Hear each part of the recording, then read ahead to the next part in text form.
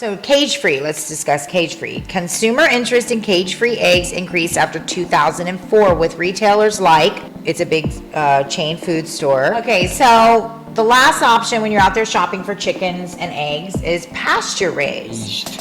So there's a few reasons why it's going to taste better, right? Okay. So they're eating their natural environment. They're not eating a specific diet that the farmer is giving them, either corn. The benefits to the pastured eggs versus the cage-free is what we're going to get into. That's a lot of the reasons why the Japanese culture, when they sell their Wagyu beef and their Kobe beef, they often massage the cows daily, feed them sake, and they're really giving these cows a good life. Welcome to Food Farmacy, where we assess food as medicine. I'm your host, Sarah Sloan, certified NCP, and this is my charming and funny co-host, Uncertified Brian Adams. Today we assess chickens, pastured, cage-free, or free-range. What's the difference in the eggs and in the chickens? I had a few chicken heads back in my day. Well, today we're not only going to talk about the heads, but we're going to talk about the entire body and the eggs. And the history that I am referencing is the difference between pastured, cage-free, and free-range. So the history I have here is the evolution of chicken egg production has moved away from cage systems towards cage-free, free-range, and pasture-raised methods due to increasing consumer demand and concerns about animal welfare. Initially, most eggs came from battery cages where hens were confined in small spaces. The rise of cage-free, free-range, and pasture-raised systems is driven by consumer preferences and retailer policies, with many seeking more humane and sustainable egg production practices. Now we're going to get into what is the difference. A little bit about the difference. Before we get into what's the difference, that was the first paragraph. Like that, what was that message? Right, that information, that bit of information disturbed me quite a bit, because it has me thinking how many things that we consume that go through that process, right, that transition. And what I'm talking about is the cage and the trauma, the like, where they we do move say away you from, are like, what you eat.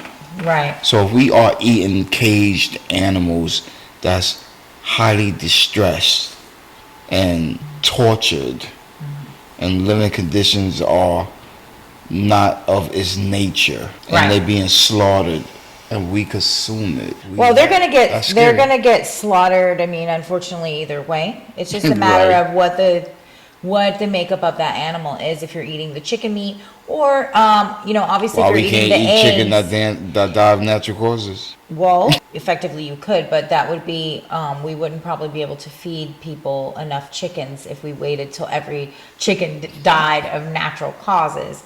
Probably have to really amp up the chicken production quite a bit. Have like chickens in the sky or something, because there's so many. But let's talk about the cage systems. Cage systems. Before the mid-20th century, most eggs came from free-range systems with semi-intensive sheds. So that's before the mid-20th century, not too long ago. Most eggs came from free-range systems with some semi-intensive sheds.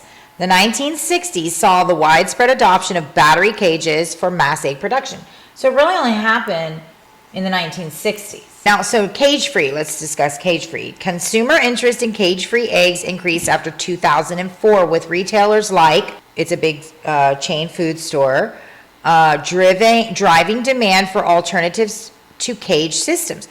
Cage-free systems allow hens to move freely within a building or room, but they don't necessarily include outdoor access. So the term free-range gained prominence as consumers sought more humane egg options, with some farms offering hens access to outdoor spaces. However, the USDA definition of free range only requires access to the outside, not necessarily a specific amount of time or quality of space. So the last option when you're out there shopping for chickens and eggs is pasture raised. This method prioritizes chickens spending most of their lives outdoors with access to pasture and the opportunity to forage, often leading to darker yolks and richer flavor. Some pasture-raised systems require a minimum of 108 square feet of outdoor space per hen. Okay. There's a few other little things I'll touch up on, and then we'll move into the facts, which was sustainability. Free-range and pasture-raised systems can contribute to more sustainable food systems by promoting low stocking densities, rotational grazing, and natural behaviors in poultry. So this is the labeling I wanted to read. The meaning of the term, like free range, so when we're talking about labeling and regulations and you're looking at the labels, Right. the meaning of the term, like free range and cage free, can vary between certification programs and countries, leading to the confusion among consumers. The USDA regulates the use of the term cage free and free range, but other terms like pasture raised are not USDA regulated, requiring consumers to do their research to understand what specific practices are followed by the producer. So there's a few reasons why it's going to taste better, right? Okay. So they're eating their natural environment. They're not eating a specific diet that the farmer is giving them, either corn, which could be a variant of things, GMO corn, non-organic, pesticide corn, we don't know. So these will affect the flavors, right? Then if you have a farmer feeding some sort of vegetarian diet or some, sort of diet, like a lot of times you'll see vegetarian fed and things like that. And, I think the purpose for that is to kind of maybe give people hope that maybe it's not GMO corn. I'm not exactly sure, because the corn is vegetarian too. So I'm not exactly sure what their goal is when they advertise vegetarian fed, because a vegetarian isn't going to eat a chicken anyway. So I'm not exactly sure, but the point is that chickens are in the wild will eat worms and eat bugs. So they're not vegetarians naturally. And so they will eat vegetables and they will eat, fruits and things like that. But their diet is what's, in the ground. That innately is going to make whatever their natural diet and habitat is going to maximize their production of their food and the flavors and ultimately the vitamins, minerals, and enzymes. Nice. So let's move on to the facts, which I have a little bit of facts that I want to touch up on. Free range and pasture raised chickens offer more spacious and natural environments compared to cage free chickens, but they also have varying standards. Free range chickens have access to the outdoors, but the size and quality of that space can vary. Pasture raised chickens, on the other hand, have access to large grassy pastures, and they often give a minimum square footage of 108 feet. When you see pastured, there's a good chance they have a minimum square footage requirement for the chicken. So key differences: cage free, no cages, but no specific outdoor access requirements. Free range, USDA as having continuous access to the outdoors, but the amount of space and time spent outside varies. Pasture raised often, so the key parts of the pasture raised often requires a minimum of 108 square foot of pasture per hen and access to natural food sources. The benefits to the pasture eggs versus the cage free is what we're going to get into. Well, some of the benefits is obviously improved animal welfare, right? Free range and pasture raised chickens have more space and freedom to exhibit natural behaviors, leading to healthier and happier birds. So it is very important to eat something that has lived, well, I think, and many cultures believe, that it's important to eat food and animals that have lived a healthy, happy. That's a lot of the reasons why the Japanese culture, when they sell their Wagyu beef and their Kobe beef, they often massage the cows daily, feed them sake, and they're really giving these cows a good life. Nutrient-rich eggs. Pasture-raised hens produce hens with higher levels of omega-3 fatty acids, vitamin E, and vitamin D. So that's your key there, is that pasture eggs, natural habitat chickens and eggs will produce higher fatty acids, higher vitamin E and D levels. Reduced risk of disease. Free-range and pasture-raised chickens have less stress and more access to natural defenses, potentially reducing their needs for antibiotics. Look for third-party considerations, vague definitions. The term free-range can loosely be defined, and the quality of outdoor access may vary. Third-party certifications. Looking for certifications like Certified Humane can help ensure that the chickens are raised under specific standards of welfare. So sometimes when you're looking at your chickens and you see pastured chicken, there's a little certification on the bottom that says Certified Humane. So that's a good certification to look for. Nutritional benefits. While pasture-raised eggs are generally considered more nutritious, there can be variations based on the specific farming practices. And what that means, how I interpret that, is like I was saying, depending on how they feed the chickens. Are they feeding the chickens some sort of feed, or are they 100% free range? Right. Or pastured, should we say, pastured, right? Are they 100% pastured? Are they fed? What are the symptoms? Eating caged eggs can lead to symptoms like vomiting, diarrhea, hives, sneezing, abdominal pain, wheezing, and bloating, especially if you have an allergy or intolerance. In some cases, more severe symptoms like heart disease. How is there so many different symptoms?